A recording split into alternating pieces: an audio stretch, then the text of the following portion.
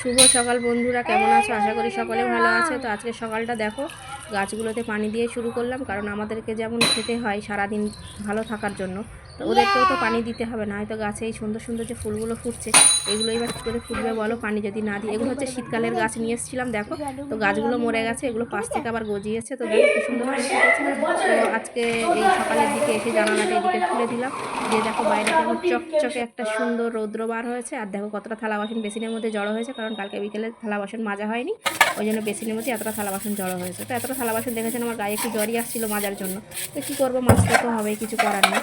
তো দেখো আস্তে আস্তে আবার মাজতে শুরু করে দিলাম। তারপরে বাসনগুলোকেও একটু আস্তে আস্তেই করছিলাম, কারণ ভালো লাগছিল না। যাই হোক, অনেকটা থালা বাসন তো আস্তে আস্তে সেগুলোকে মাজা ঘষা করে কমপ্লিট করে নিয়ে দেখো গ্যাসটাকেও পরিষ্কার করে নিলাম, গ্যাসের পাশগুলোও সব পরিষ্কার করে নিলাম, আর একটু ভালো করে পরিষ্কার করছি, কারণ সামনে রোজা এসে যাচ্ছে, হয়তো এত পারবো না করতে। তো ঘরে এসেই বিছানা চাদরটাকে তুলে নিলাম, কারণ আজকে চাদরটাকে চেঞ্জ করব। করে দেখো আবার একটা নতুন চাদর বসিয়ে দিলাম, লাগিয়ে বিছিয়ে দিলাম, দিয়ে ঘরটাকে সুন্দর করে পরিষ্কার করে নিলাম। তো এখনও ডিপ ক্লিন করিনি, যেহেতু বাকি আছে রোজা আসতে এখনও 2-3 দিন। তো তারপরে সে পানির বোতলগুলোকে ভর্তি করে নিলাম, কারণ ভাত খেতে গেলে তো আগেই পানির দরকার হবে, ওই জন্য পানির বোতলগুলোকেও ভর্তি করে নিলাম, নিয়ে পাশে রেখে দিলাম। তারপর দেখো এই যে গোলাপগুলো দেখতে পাচ্ছ, এটা হচ্ছে ভ্যালেন্টাইন্স ডেতে আমার বর আমাকে গিফট করেছিল। তো রাতের বেলা ওর হাত লেগে পড়ে গেছিলো, তো মনটা আমার খুবই খারাপ ছিল। তো আমি যখন কুড়িয়ে নিচ্ছিলাম, তো আমাকে বলছিল তুমি মনটা খারাপ করো না, আমি তোমাকে আবার ভালো কিনে এনে দেবো।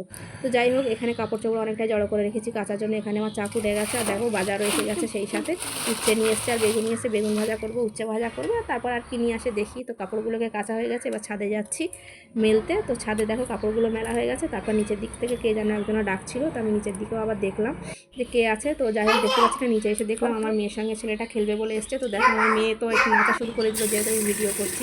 তো তারপরে দুপুরে খাওয়া দাওয়ার জন্য আবার রান্নার প্রস্তুতি নিচ্ছি। তো দেখো চালটাকে ধুয়ে নিচ্ছি, আর পাশে মাংসটাকে নিয়ে এসেছিলো, ওটা জড়ি থেকে ঢালা হয়নি, এখানে মেয়ের দুধটাও করে নিলাম। আর তারপরে আর একটা মজার জিনিস কি, আমি যখন এদিকে আসলাম, তো দেখলাম দেখো আমার কোয়েল পাখি, দুটো মেয়ে পাখি আছে, তো পাখি দুটো দেখো ডিম পেড়েছে। তো দেখে খুবই আনন্দ লাগলো। তো ডিমগুলো যখন নিতে গেলাম, ডিমগুলো যখন বার করছিলাম, ওরা একটু ছটফটি করছিল। তো যাই হোক, বার করে নিলাম, নিয়ে চলে আসলাম। তো এখানে উচ্ছেটাকে কেটে নিলাম, বেগুনটাকে নুন হলুদ মাখিয়ে নিলাম, পেঁয়াজটাকেও কুচি কুচি করে রেখে দিলাম। তো তারপর দেখো এখানে ভাত ফুটে গেছে, এখানে উচ্ছে ভাজাও হয়ে গেছে, এখানে বেগুন ভাজাও করে নিয়েছি। নিয়ে তারপর আবার এখানে ভাতটাও বসাবো বলে, তোমার কষিয়ে দেবো বলে তারপর দেখো ঘরটাকে পুরো একদম পরিষ্কার করে ঝাঁট দিয়ে মুছে নিলাম, নিয়ে চারিধারটা একটু ঘুরিয়ে তোমাদেরকে দেখিয়ে দিলাম, কারণ আমার তো স্ট্যান্ড নেই, ওই জন্য আমি মানে ফোনটাকে হাতে নিয়েই ভিডিও করি, যার জন্য মানে একটু অসুবিধা হয়। তো দেখো ঘরদোর গুছিয়ে পরিষ্কার করা হয়ে গেছে, যখন আমি চান করতে যাব এদিকে এসে দেখি আমার মেয়ে আবার সারা ঘর খেলনা ছড়িয়ে দিয়েছে। তো কী করবো বলো, বাচ্চা মানুষ, তোমাদের বাড়ি তো বাচ্চা আছে, এরকমই করে।